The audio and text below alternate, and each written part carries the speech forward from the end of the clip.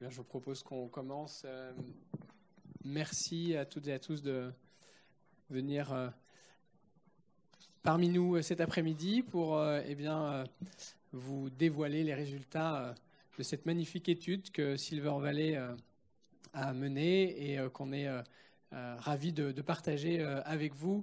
Merci aux personnes qui m'accompagnent aujourd'hui pour commenter et pouvoir débattre sur ces résultats de l'étude La France des seniors 2022-2027. Donc, j'ai à mes côtés Christiane Flouquet, donc, qui est directrice du développement de l'action sociale de la CNAV Île-de-France. Merci Christiane. Monsieur Tristan Hauck, qui est directeur des partenariats des activités sociales d'AG2R La Mondiale, et puis Titouan, qui est responsable innovation, Titouan Levard, et expertise chez Silver Valley. Et donc moi-même, je suis donc Damien Cacaré, président de Silver Valley, depuis peu, parce que le conseil d'administration m'a élu il y a quelques mois, 2 mois à peine. Déjà 2 mois ? Ouais, c'est ça. Donc voilà, les choses se mettent en place et je suis ravi de partager cette étude avec vous. Peut-être un mot sur Silver Valley. Je pense que la plupart d'entre vous connaissent Silver Valley, mais nous sommes donc le premier pôle d'innovation et de l'entrepreneuriat dédié à la longévité en France et maintenant en Europe. Donc ce pôle fédère aujourd'hui plus de 300 organisations. Donc nous avons tout type d'adhérents qui vont d'entrepreneurs, petits porteurs de projets qui deviendront, on en est certain, des grandes entreprises. On a aussi des grandes entreprises, des ETI, des grands groupes qui sont au sein de Silver Valley, qui font la richesse de cet écosystème qui est véritablement unique en Europe et qui est une organisation tournée vers la vigie proactive nous sommes un véritable observatoire sur le vieillissement et donc on accompagne nos adhérents à mieux comprendre l'écosystème dans lequel se trouvent les seniors, donc cette silver economy. Donc voilà, on est là pour apporter des services, un accompagnement de manière très concrète pour réussir, pour se connecter avec le monde de la silver economy au sein de Silver Valley.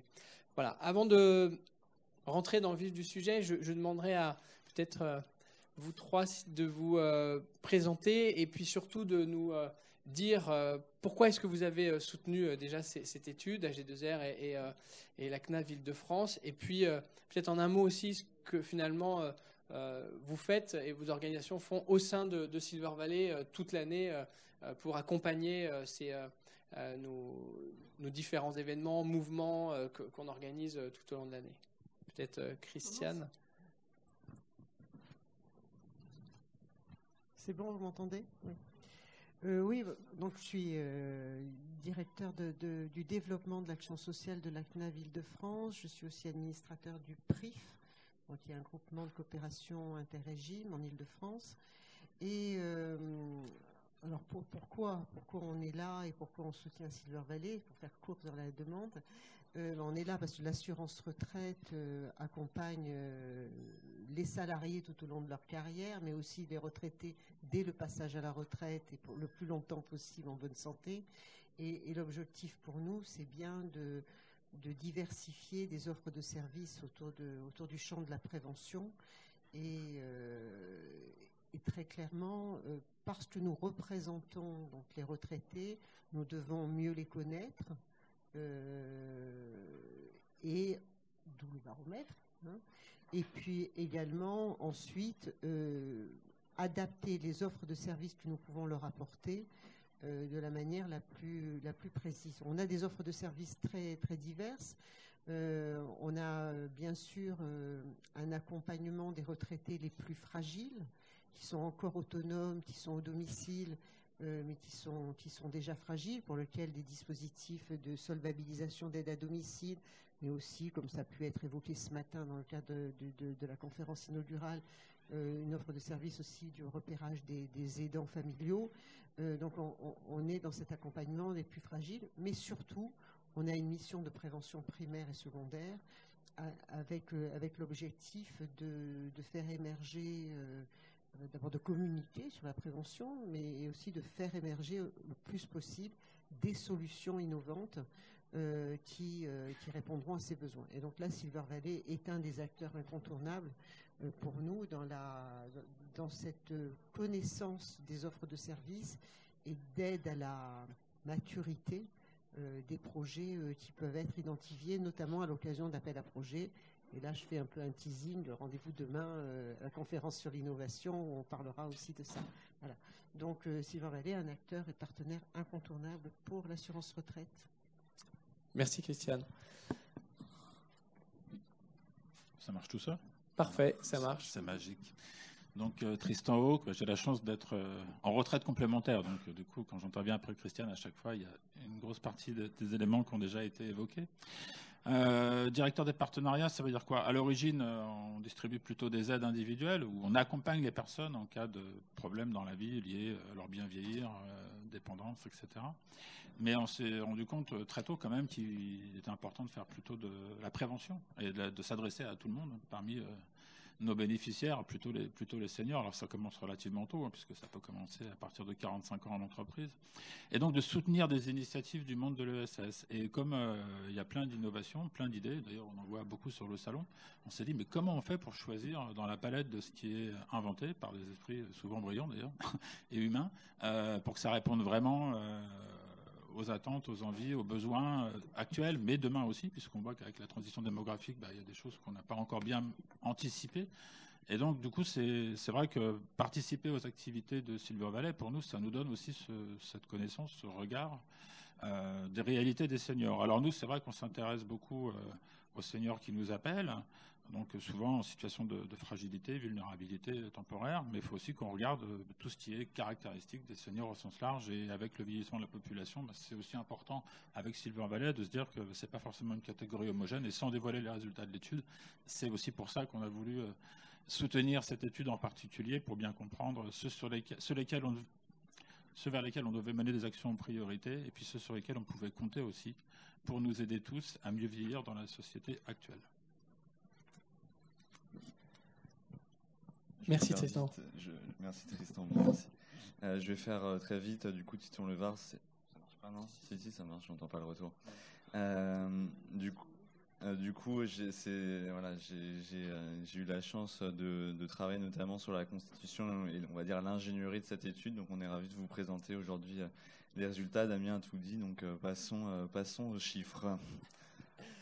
Merci beaucoup. Alors c'est vrai, voilà, Silver Valley a des partenaires clés. La CNAV et AG2R, et merci de votre présence, font partie de ces partenaires qui sont très investis auprès de Silver Valley pour faire avancer et pour être toujours avant-gardiste sur cette société du vieillissement. Avant de rentrer dans le détail de l'étude, peut-être quelques éléments de contexte finalement sur cette population qui vieillit, ce vieillissement de la population, et qui sont ces nouveaux vieux, parce que c'est comme ça qu'on les présente dans cette étude, mais c'est comme ça qu'ils se définissent eux-mêmes, et ça c'est très important de le souligner. Voilà, il n'y a pas d'agisme du tout lorsqu'on dit ça. Au contraire, c'est eux-mêmes qui se disent être les nouveaux vieux de la société, donc ces piliers de cette société du vieillissement. Donc ce sont des seniors qui sont proactifs sur leur vieillissement, leur bien vieillir. C'est une notion qui est extrêmement importante. Hein. La plupart d'entre eux savent ce que c'est que le vieillissement, et certains d'entre eux disent « nous, boomers, on sait du vieillissement ». Pourquoi? Parce que dans la plupart du temps, ce sont des personnes qui ont été aidants, dans une situation d'aidance, et donc ils ont été confrontés, avant eux-mêmes d'être finalement touchés par le vieillissement, la perte d'autonomie, la dépendance. Eh bien, ils savent quelque part ce qui va leur arriver, et donc c'est dans ce sens-là qu'on souligne le fait qu'ils sont très proactifs. Ce sont des seniors qui sont très à l'aise, évidemment, avec le numérique. Ils ont une véritable expertise qu'ils ont pu acquérir d'ailleurs dans leur vie professionnelle. C'est pas parce qu'on part à la retraite qu'on n'embarque pas ce savoir avec soi. Donc ça, c'est aussi intéressant de le souligner. Et puis, ce sont des seniors qui souhaitent s'engager. On va le voir au travers de l'étude, mais qui s'engagent véritablement au-delà des acquis de leur retraite, de leur santé, ou peut-être même parfois de leur perte d'autonomie. Ils s'intéressent vraiment au collectif, à l'impact qu'ils peuvent avoir encore dans la société en tant que seniors actifs, intéressés véritablement à être aussi dans la transmission. Donc, ils ont des implications qui sont très fortes dans la famille, dans le quartier, la société finalement tout entière, on va le voir, est concernée. Voilà, un mot aussi pour dire que ces seniors, et l'étude le dévoile, je vais arrêter de faire du teasing, mais ils ont une générosité qui est vraiment immense à l'égard de leurs proches, de leur famille. Ça, c'est un enseignement très fort. Cette génération, ces nouveaux vieux sont extrêmement généreux et ça en fait un amortisseur social qui est considérable. Et un des objectifs de l'étude, je dis bien un des objectifs, mais c'est aussi d'interpeller les pouvoirs publics là-dessus pour préserver finalement ce rôle qu'ils ont, parce que l'étude montre que les seniors injectent plus de 7 milliards par an dans l'économie de manière informelle en aidant la famille, leur famille. Et ça, c'est vraiment aussi quelque chose qui est, que l'on souhaite, évidemment, sur lequel on souhaite attirer l'attention des pouvoirs publics, surtout dans un contexte qui est un petit peu fragile aujourd'hui, avec une inflation très forte, où on parle du pouvoir d'achat de plus en plus, évidemment. Et donc, si on vient perturber cet équilibre, ça peut venir aussi fracturer la société dans laquelle on vit. Voilà pour contextualiser sur ces seniors et qu'on a donc interrogé. On va rentrer et on va voir finalement quels sont les résultats de cette recherche, parce que cette étude, et on va le voir, ce n'est pas seulement une enquête, des questions qui ont été posées comme ça sur un papier qu'on a posé à des seniors. C'est un vrai travail de recherche et de prospective que Silver Valley a mené pendant des mois pour arriver à ces résultats. Donc, on va voir pourquoi est-ce qu'ils sont devenus indispensables finalement à la société, d'où viennent cette force, cet empowerment qu'ils ont finalement et ce qu'ils sont capables de donner, comment ils se nourrissent, et puis quels sont aussi, c'est des enseignements de l'étude, les signaux faibles ou les axes de travaux, d'amélioration sur lesquels on peut continuer et on doit entreprendre, créer, innover pour mieux servir, mieux accompagner ces seniors. Alors, peut-être si on peut revenir en quelques mots sur la méthodologie. Voilà, donc je ne sais pas si on voit rien. Donc on va vous décrire tout ça. Non, juste là pour vous dire qu'effectivement, l'étude, c'est pas, comme je vous le disais, quelques questions qui ont été posées comme ça. C'est plus de 200 heures de travail avec notamment les bénévoles de Silver Valley, parce que j'ai oublié de vous dire quand même, un pilier très fort de Silver Valley. On a autour de Silver Valley la chance d'avoir une communauté de seniors qui sont très divers et variés de par leur âge, de par leur implication, leur niveau social. On a plus de 9000 bénévoles, donc qui représentent bien la société dont on parle, qui interagissent avec l'ensemble des adhérents, des gens qui gravitent autour de Silver Valley. Et donc, ces seniors, on les a interrogés, on les a fait travailler, si je puis m'exprimer comme ça, pour avoir le meilleur, finalement, les meilleures questions à leur poser, savoir quelles sont les problématiques sur lesquelles ils veulent travailler, ils voudraient s'exprimer.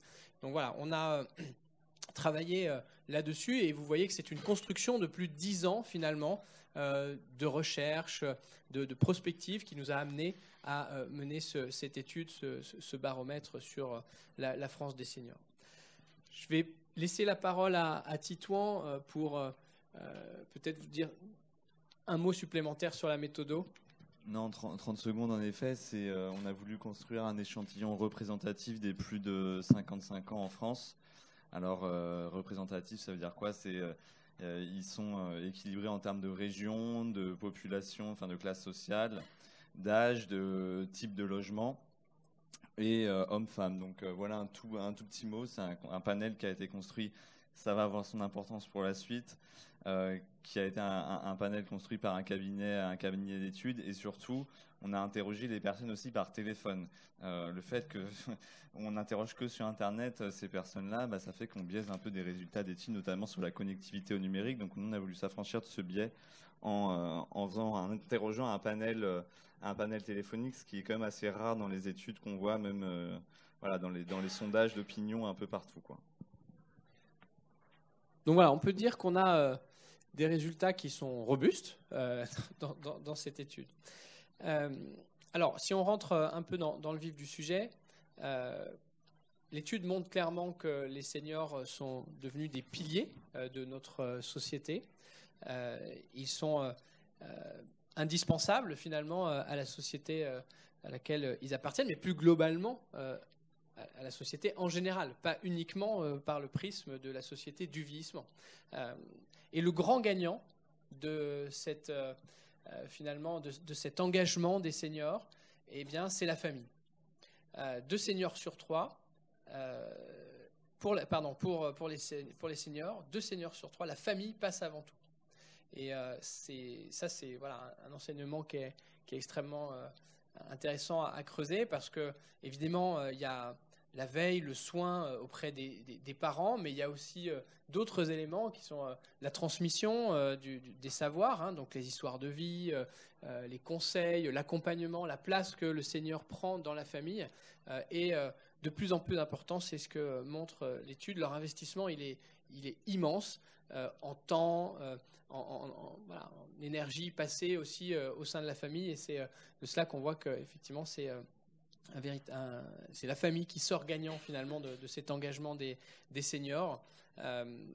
Et puis, je vous le disais, mais j'y reviendrai, il y a quand même 1 senior sur 2 qui aide financièrement ses descendants. Donc ça, c'est quelque chose de très fort par rapport au poids que ça représente. Peut-être, Titouan, un mot sur cet engagement, au-delà de l'engagement financier. Comment est-ce que finalement l'étude...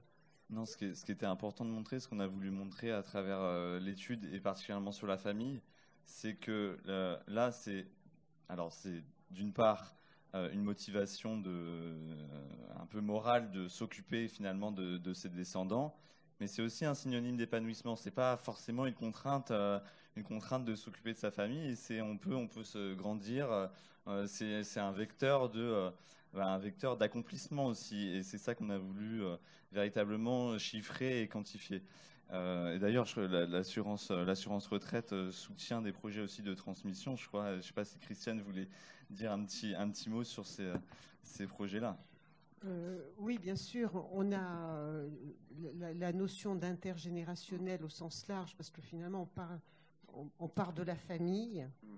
Mais on sait qu'il y a aussi beaucoup de retraités isolés. Donc, ce qui est important, c'est de voir la puissance de l'intergénérationnel qui peut se traduire par plusieurs actions.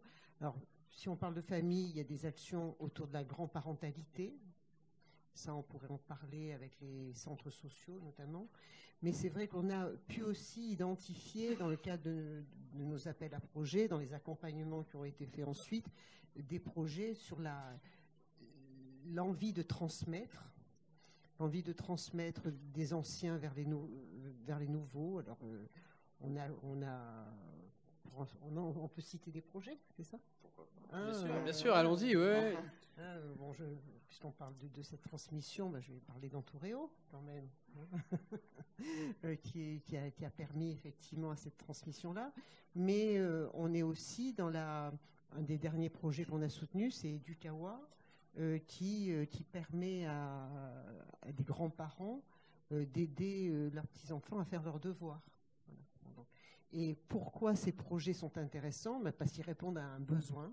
Donc c'est le lien, on sent que sur ce besoin qui a été identifié et qui est creusé, qui est approfondi pour que la réponse apportée soit la bonne. Donc, voilà des exemples, j'en ai peut-être oublié que je devrais citer, mais... Cockpit ou télescope, mais c'est un peu différent. Ah oui, oui, là on est sur l'engagement professionnel, l'engagement à la retraite, c'est autre chose. C'est après. Oui. Très bien, merci Christiane. Peut-être revenir un instant sur cette donnée que je vous ai lâchée en introduction, ces fameux 7 milliards. On ne parle pas de quelques centaines de milliers d'euros ou centaines de millions d'euros, on parle de plusieurs milliards. Et donc, voilà, pour revenir sur cette générosité immense à l'égard de leurs proches et bien montrer au travers de ce chiffre que, effectivement, les seniors ont ce rôle d'amortisseur social et qu'on souhaite impérativement, comme je vous le disais, préserver. Alors, comment est-ce qu'on a construit ces 7 milliards Très simplement, les seniors interrogés nous disent qu'ils versent pour 14% d'entre eux de manière régulière 200 € par mois en moyenne, qu'ils injectent ça, entre guillemets, au sein de la famille. Donc c'est un accompagnement financier qui est relativement important. Ce chiffre est assez conservateur finalement parce qu'il ne prend pas en compte tout ce qui va être donné, mais de manière non régulière. Donc on n'a pas à garder ces éléments-là. Donc on pourrait penser qu'il est même plus important que ça. Donc quand on fait 14% des 22-23 millions de personnes de 55 ans et plus, et bien, c'est comme ça qu'on arrive à ce chiffre. Donc ce montant est injecté au profit des familles. C'est vraiment une aide gratuite, sans contrepartie finalement fiscale, et qui est une réintégration dans le patrimoine familial.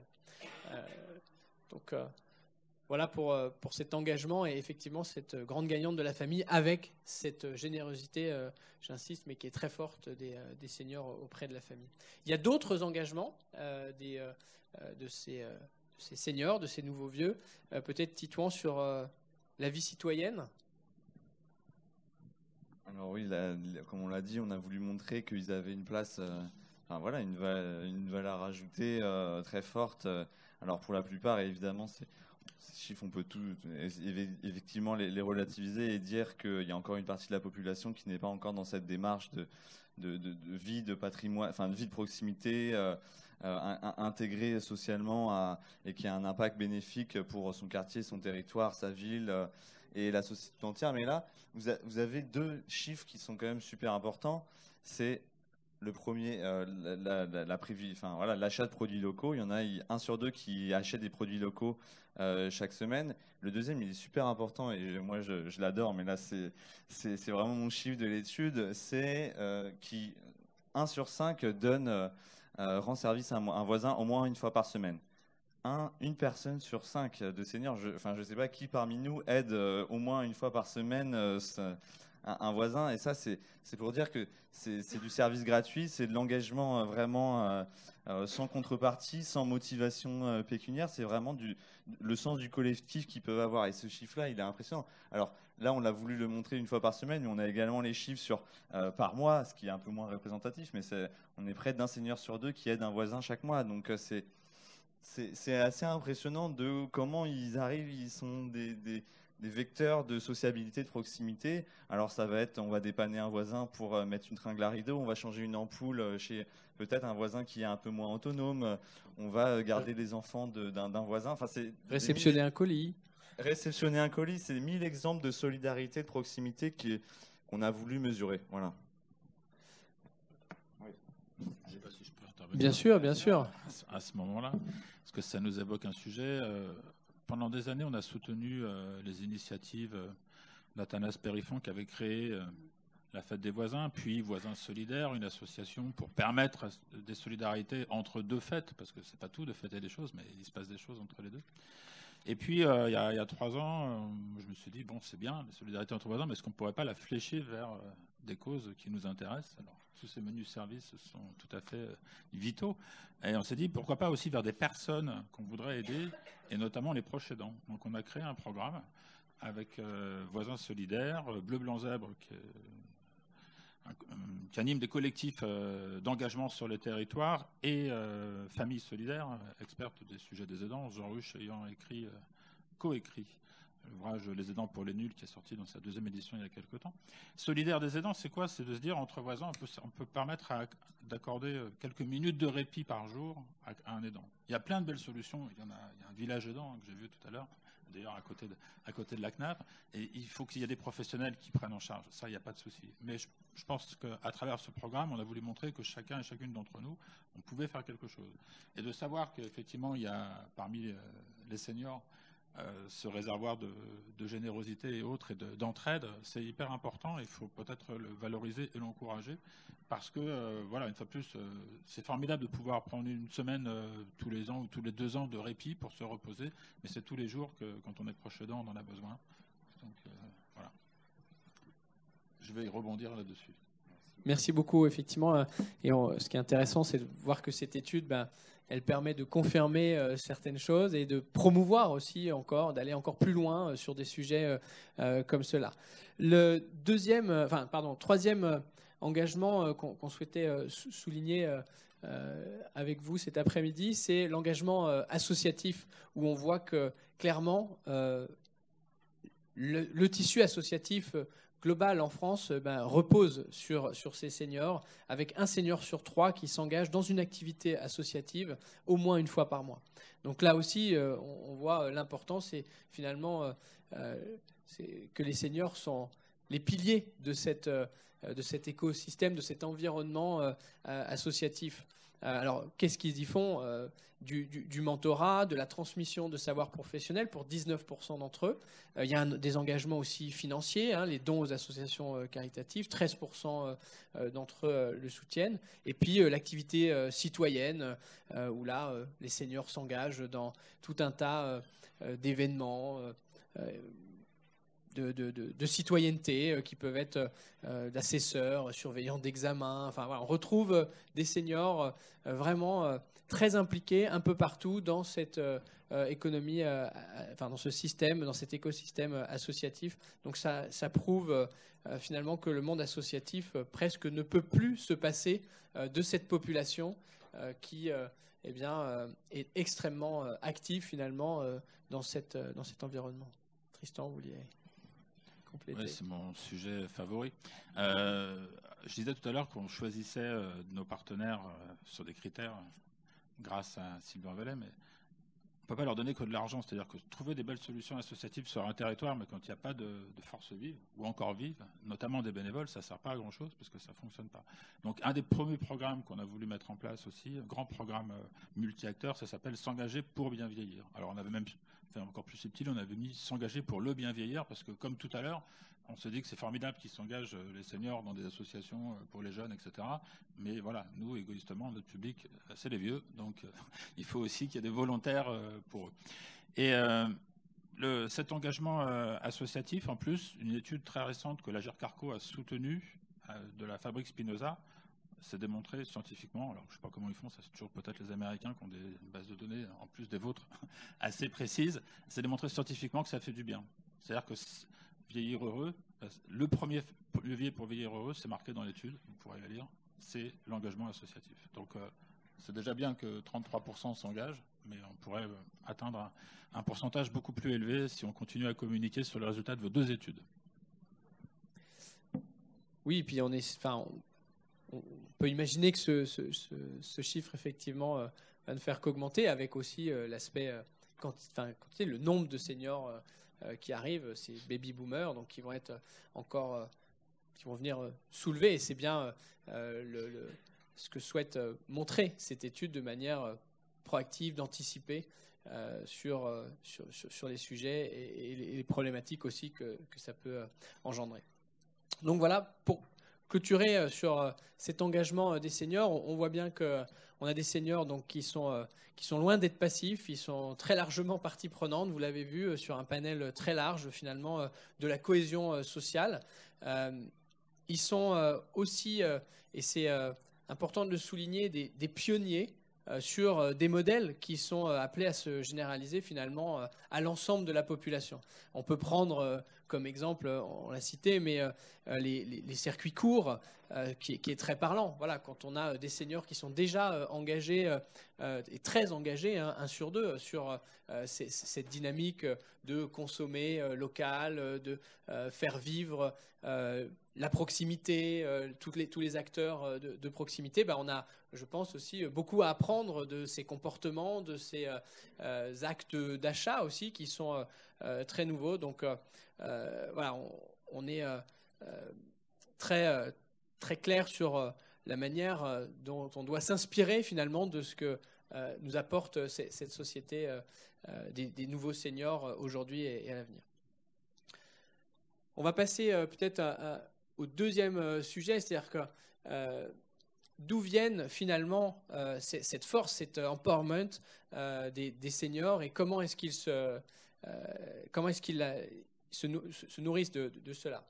Je ne vais pas refaire le tracé depuis, mes yeux ne sont pas assez bons, mais depuis l'après-guerre, on ne va pas refaire 50 ans d'histoire, un peu plus, mais juste effectivement pour dire que ces seniors, ils sont particuliers par ce qu'ils ont appris, par ce qu'ils ont vécu, par ce qu'ils ont traversé ces 50 dernières années. Donc on va passer sur les mouvements de forte contestation, de mai 68, d'émancipation, l'accès des femmes au monde du travail. Enfin, il y a une évolution très forte. Et tout ça, des crises aussi sanitaires, politiques, même des crises relativement récentes, comme les attentats, 11 novembre, etc. Et les seniors, ils ont transformé ces épreuves en une force, finalement, et une capacité à s'adapter à des situations particulières et difficiles. Ils ont développé finalement une certaine résilience. Et cette résilience, elle est fondamentale aujourd'hui et ils la finalement transforment au bien vieillir. Ils arrivent à véritablement transformer tout ce vécu, tout ce passé, et donc cette résilience qu'ils ont finalement acquis, ils le transforment dans le destin de leur vieillissement, dans le bien vieillir.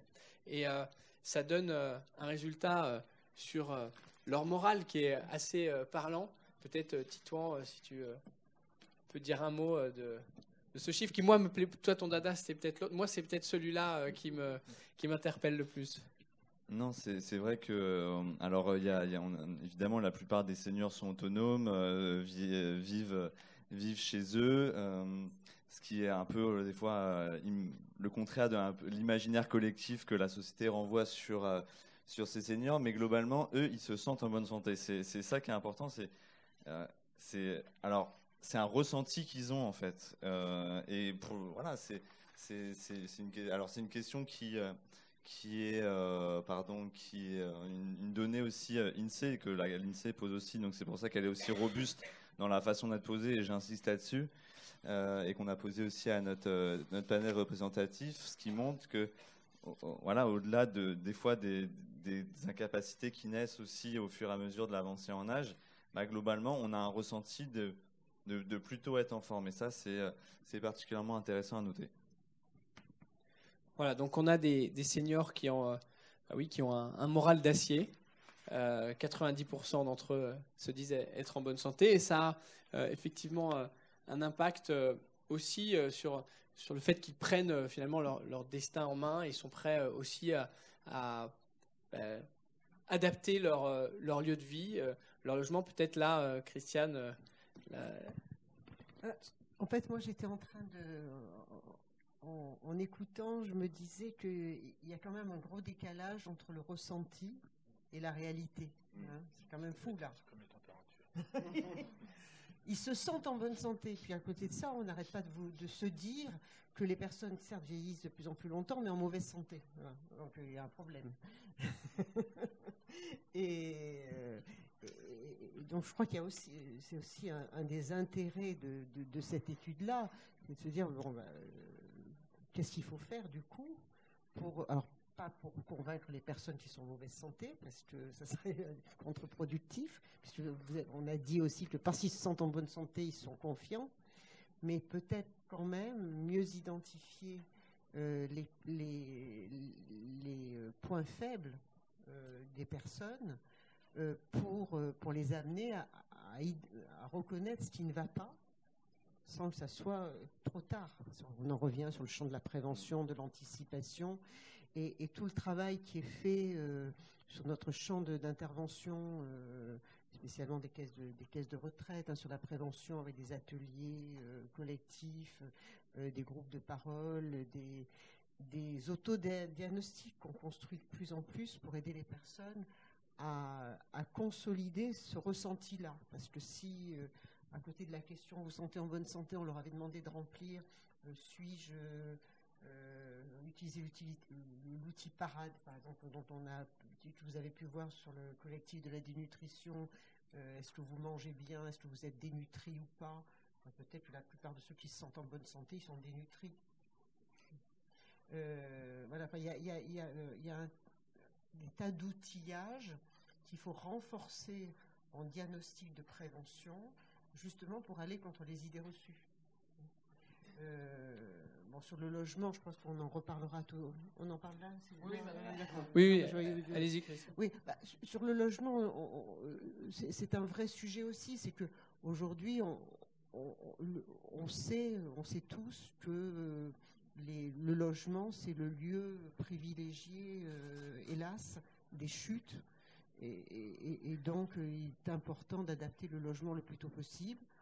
On dit apparemment que les personnes en ont conscience, au moins la moitié de la population ou a conscience ou a adapté son logement.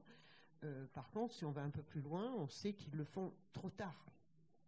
Les personnes de 58 ans disent qu'elles veulent adapter leur logement à 65 ans, et puis lorsqu'elles ont 68 ans, elles disent qu'elles vont adapter leur logement à 75 ans.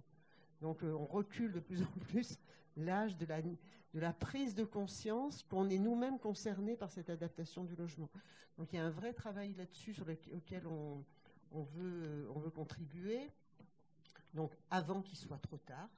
Donc là, c'est encore pour l'assurance retraite, des ateliers de prévention sur l'adaptation du logement, sur une offre de visite d'ergothérapeute pour que les personnes vérifient réellement si leur logement est bien adapté.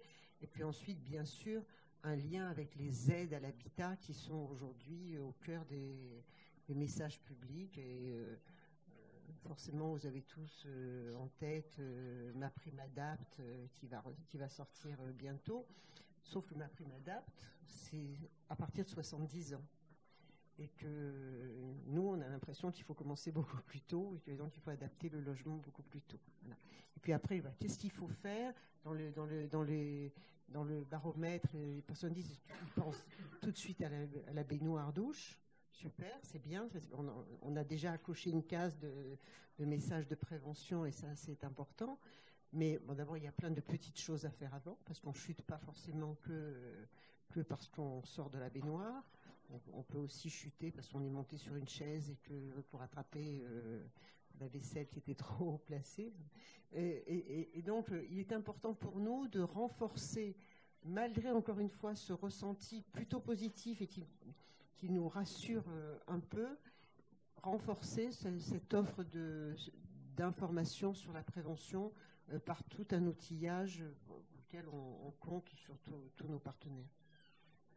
Et dans ce cadre-là, peut-être parce que ça fera aussi un lien avec Silver Valley, on s'est aussi dit que il y a quand même beaucoup de propriétaires en France, beaucoup de propriétaires dans le parc social, et à ce moment-là, il faut qu'on travaille davantage avec le parc social pour que les logements soient adaptés. Parce que même si un locataire veut faire des travaux chez lui, il ne pourra pas le faire si le propriétaire n'est pas d'accord. Hein. Et donc, il est important aussi de travailler avec le parc social pour que les logements anciens soient adaptés et aussi que maintenant, on sait que les nouveaux seront forcément adaptés, en tout cas inclusifs, pour que toutes les personnes, quel que soit leur âge, puissent être dans des aménagements adaptés. Et on voit le fil rouge de toutes ces actions à mener, malgré un baromètre plutôt confiant. Très bien, merci Christiane pour ces clashs. Peut-être Titouan sur les activités aussi que mènent les seniors. Ouais, alors là, je vais je vais aussi raccrocher des wagons avec ce que vous évoquiez, Christiane, sur les bailleurs sociaux. C'est vrai que à l'échelle d'un quartier, quand on a de l'habitat collectif, notamment au sein du parc social, les bailleurs sociaux, grâce au soutien de l'assurance retraite Île-de-France, se transforment, se réinventent, innovent pour justement réinventer de la solidarité de proximité en faveur des résidents autonomes. Et là, quand on a vu qu'ils avaient un rôle particulier à jouer, ces fameux seniors, ça vient encore nourrir cette réflexion. Oui, un mot sur en effet, le domicile. Au-delà de l'adaptation du logement, il y a ces activités qu'ils pratiquent et l'importance du coup ils s'investissent encore dans leur domicile, ils avancent en âge, mais ils continuent à être sensibles à avoir tout simplement des fois un beau domicile, un beau jardin. Ce que ça montre vraiment, c'est qu'ils s'investissent pour leur domicile. Ils n'ont pas forcément envie d'y partir. Donc ils continuent à y mettre des ressources. Voilà. Merci. Il y a un autre point aussi sur ce qui nourrit cette bonne santé, c'est l'accès massif au numérique. Christiane, est-ce que je vous redonne la parole? C'est vrai que le sujet de la fracture numérique est très, très porté par les institutions, par l'environnement. Alors peut-être porté institutionnellement parce que je parle à notre nom à nous, mais on s'est longtemps senti coupables, enfin, nos administrations se sont sentis coupables d'accélérer le numérique et donc de rendre l'offre de services moins accessible, d'où un effort plus grand qui a été apporté pour développer cette connaissance du numérique. Bon, là aussi, les chiffres sont plutôt rassurant. Malgré tout, vous l'avez dit, le panel, c'est à partir de 55 ans. Donc, peut-être qu'il y a peut-être plus de personnes de 55 ans qui ont un usage du numérique que de personnes de 75 ans, certainement. En tout cas, notre responsabilité sur le numérique était tellement ancrée pour nous que nous avons là aussi développer des actions. Alors, encore en Île-de-France, l'assurance retraite a développé des ateliers qui s'appellent Bien sur Internet, qui ont pour vocation à favoriser cet apprentissage. Alors, c'est un apprentissage, et ça, le baromètre l'illustre bien. On ne va pas convaincre des personnes d'aller à un atelier ou d'utiliser un ordinateur pour aller sur le compte retraite ou pour aller même pour payer les impôts. Pour les convaincre, il faut leur donner envie d'y aller, il faut les faire rêver avec des actions. Et heureusement, aujourd'hui, le numérique est un superbe levier de connaissance, d'apprentissage, et qui répond à ce qui a aussi été confirmé par le baromètre, c'est la curiosité des seniors qui ont envie d'apprendre. Et donc, c'est parce qu'on travaille sur ces leviers-là que le numérique devient un super vecteur de transversalité. Après, c'est vrai que les institutions ont fait aussi de gros efforts par ailleurs pour rapprocher. Il y a toujours du téléphone à côté du numérique. Il y a des moyens d'y accéder, mais on a une responsabilité et apparemment elle est bien comprise. Et aujourd'hui, la fracture numérique devient plus souvent une fracture liée donc soit un manque de curiosité, soit des problèmes techniques. Il y a encore des zones blanches, on le sait. Et ça, c'est un autre sujet sur lequel on a peut-être un peu plus de mal à avoir des réponses immédiates. Qui sont des pistes de réflexion d'ailleurs qu'on va aborder. Juste en complément sur ce sujet, alors c'est vrai que nous on a voulu y aller parce que même s'il y a un fort pourcentage d'utilisateurs, il y en a qui n'utilisent pas du tout. Et comment on fait pour ces personnes-là qui sont souvent aussi dans des situations fragiles, vulnérables, avec un risque d'isolement renforcé par ce qu'on a vécu. Donc du coup, on soutient des partenaires, cette fois-ci, qui font de la détection et du aller vers. Notamment, aller vers, c'est par les jeunes en service civique d'unicité. Il y en a dans la salle, qui connaissent ce projet. Voilà. Et par contre, c'est compliqué pour nous parce qu'on se rend compte qu'on a du mal à trouver les bénéficiaires et que du coup, on fait des programmes un peu de grande envergure, mais qui n'ont pas un nombre très important. Mais on se dit que l'action sociale, c'est aussi peut-être fait pour ça. C'est-à-dire peut-être mettre des grands moyens pour quelques personnes qui sont souvent oubliées des autres dispositifs. Et donc, j'espère qu'il y aura un effet d'entraînement là aussi entre seniors, en plus de ce que les jeunes peuvent apporter, pour que le numérique devienne un facteur, alors peut-être pour augmenter les capacités à renseigner nos formulaires un peu diaboliques parfois, mais surtout pour s'intéresser au monde et faire du lien social. Très bien, merci. Pour conclure peut-être cette partie, donc juste on voit bien que finalement cet empowerment, ce moral d'acier, cette bonne santé, on voit qu'une fois que les seniors sont confrontés à leur propre vieillissement, eh bien, ils mettent clairement en place les mêmes capacités d'adaptation qu'ils ont eues au travers ces dernières années dans des dynamiques qui sont, et on le voit parfois, très pionnières. L'étude, on va passer... L'étude, voilà, est là aussi pour révéler quels peuvent être les signaux faibles finalement de cette société du vieillissement. Quelles sont les pistes de réflexion que suggère l'étude? On a voulu là vous montrer quelques pistes de réflexion. Je voudrais aussi souligner que là, on vous montre quelques chiffres qui sont des chiffres publics, mais l'étude est très très riche, va beaucoup plus loin. Il y a beaucoup plus de données qu'on sera amené tout au long des prochaines semaines, des prochains mois à délivrer au cours de conférences, d'études, enfin de débats effectivement qu'on pourrait mener. Là, c'est une restitution. On a choisi des éléments qui nous semblaient essentiels à vous passer, mais voilà, l'étude va bien au-delà. C'est pour ça qu'on s'arrête sur 3-4 pistes de réflexion, mais il y a bien d'autres enseignements sur lesquels on pourrait aussi intervenir. La première chose sur les pistes de réflexion, j'en ai un tout petit peu parlé, c'est cet engagement aussi sur la transmission. Mais on voit quand même qu'il y a 2 seniors sur 10 qui... seulement, j'ai envie de dire, 2 seniors sur 10 qui le font une fois par mois. Et donc, on sent véritablement une vraie gabegie des savoirs qui se fait au détriment des sociétés, des entreprises de manière générale, et puis aussi des jeunes et des moins expérimentés. Donc, il y a un vrai sujet, on pense là-dessus, de réflexion autour du mentorat notamment, qui nous semble important de souligner. Les seniors, qui sont des seniors encore actifs, qui ont envie de transmettre. On pense que c'est important d'aller plus loin dans cette dynamique et peut-être aussi sur des sujets qui viendraient renforcer la performance de l'entreprise ou même quand on peut aller sur des sujets RSE par exemple. Oui, je voudrais rebondir parce que ça rejoint un peu ce qu'on évoquait aussi tout à l'heure. On parle de mentorat, de coaching. Il y a un peu ce qui peut se faire pour des seniors en activité. Bon, ça, c'est un vrai sujet de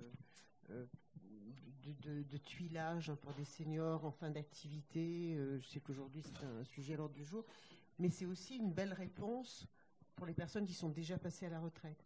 Donc, c'est vrai que ça fait partie des startups qu'on avait pu identifier sur ce sujet-là qui peuvent mobiliser des retraités experts en capacité de continuer à accompagner ou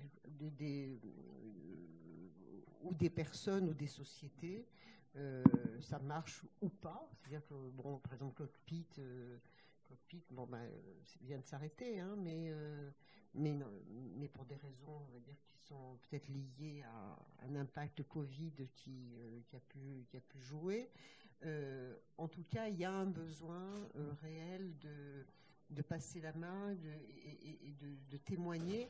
Et c'est là où il faut peut-être aussi le dire, pas forcément gratuitement. Hein. On a parlé du bénévolat. Ouais.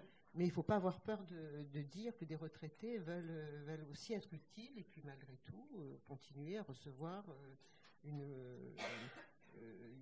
une rémunération qui certes n'aura pas la même importance que lorsqu'ils étaient actifs, mais voilà, il ne faut pas avoir peur non plus de cette volonté-là de participer autrement.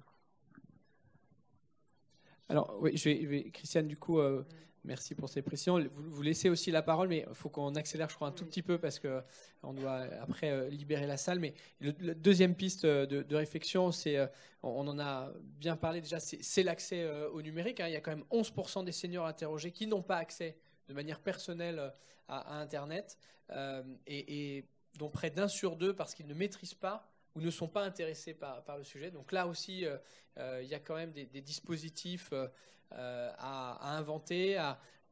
Là, on est plutôt dans le mentoring, peut-être même inversé. Comment est-ce qu'on peut venir aider? Peut-être, Christiane, un mot sur ce sujet. Là, très rapidement, parce que j'ai compris que j'avais trop parlé.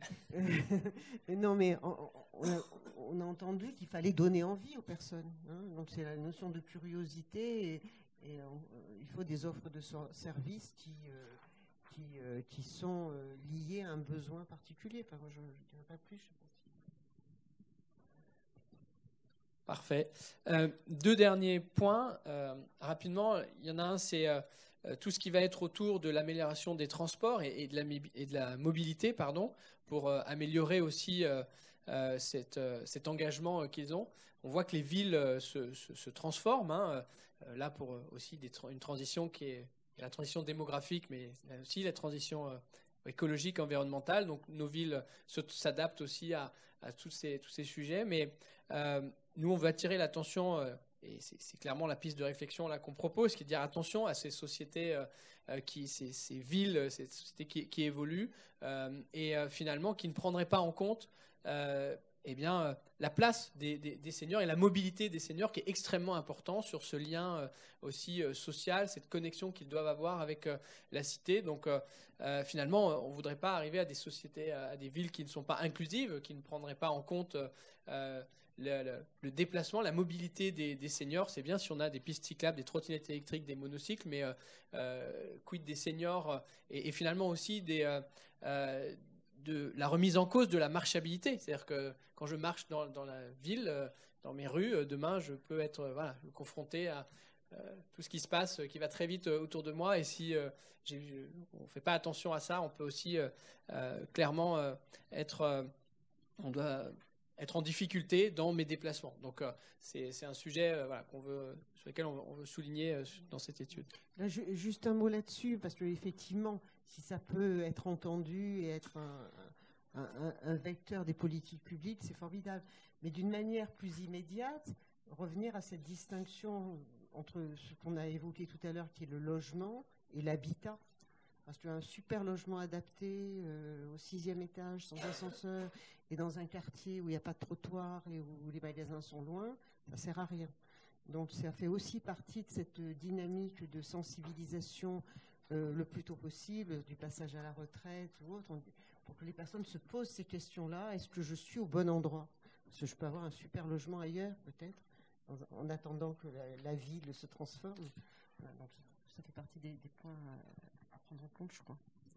Exactement. Merci, Christiane. Et pour terminer, on a vu que effectivement ces seniors prenaient leur vie en main, leur vieillissement et étaient proactifs sur ces sujets-là. Beaucoup d'entre eux ont épargné, ont préparé, effectivement, commencent à réfléchir à l'adaptation du logement, mais il y a quand même des pistes d'amélioration sur le financement de cette avancée en âge. On a 54% des seniors qui n'ont pas épargné pour leur financement. Pour financer cette avancée en âge, et donc là, tout ce qui va être lié autour des dépendances, des pertes d'autonomie. Et donc là, la piste de réflexion qu'on tourne autour du fait que les seniors sont finalement pauvres en liquidité, mais plutôt assez riches en patrimoine. Donc il y a des choses aussi là à creuser, à inventer. Alors il y a déjà des nouvelles formes, par exemple, de viager pour encourager à transformer ce patrimoine en capacité de financement. Donc on incite aussi peut-être à regarder ce qui peut être autour d'adaptation avec des déductions fiscales. Il y a plein de pistes à explorer pour aider ces seniors à penser le financement de leur dépendance. Voilà des pistes et des signaux faibles finalement que l'étude montre aujourd'hui.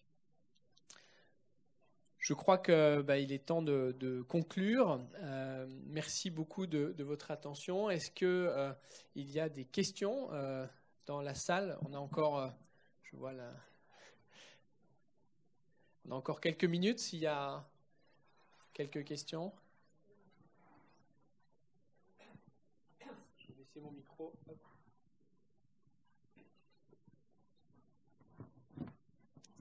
Oui, bonjour, Frédéric Sintra, Assurantiel. Une question par rapport à la population que vous avez étudiée, puisqu'on est de 55 ans à je ne sais combien. En fait, on a 2 générations. Vous partez de Sophie Marceau à Lynn Renault. Donc, à partir de là, les conclusions sont-elles les mêmes d'une génération à l'autre?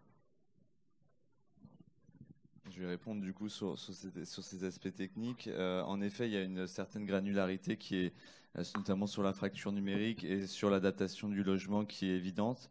Nous, cette étude, on l'a voulu aussi représentative sur les générations. C'est-à-dire qu'il n'y a pas 90% des personnes contre 55 et 60 et 5% qui a entre 60 et 85. Donc ces chiffres-là montrent ça. Mais en effet, et on pouvait pas tout montrer, en 1 heure, que en effet il y a une granularité qui est importante sur des chiffres en fonction de l'âge, ça c'est évident.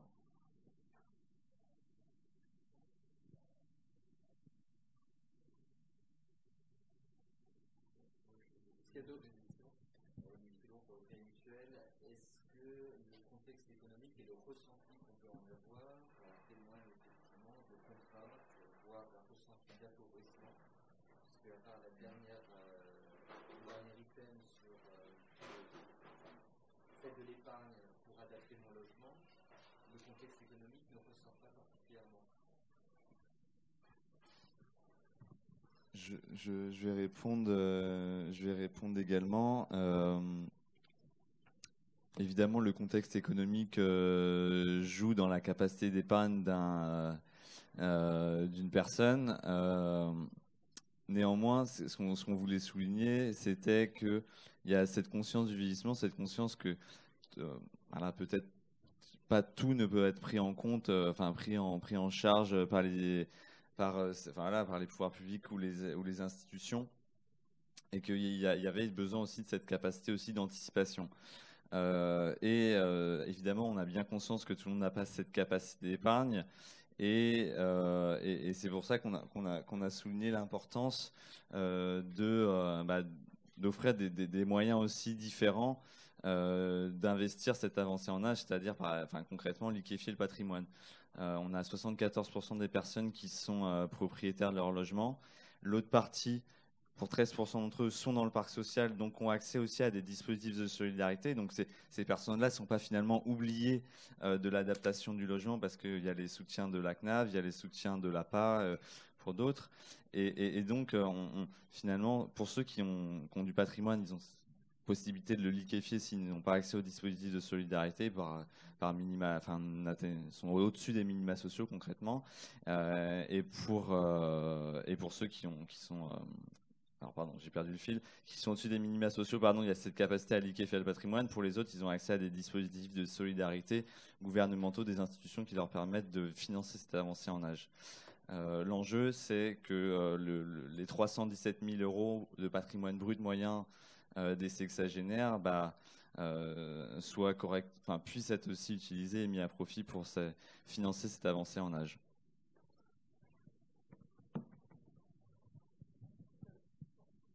Alors, dernière question, parce que je crois qu'il y a une autre conférence derrière. Non, en fait, je voulais savoir si on aura accès à l'étude et si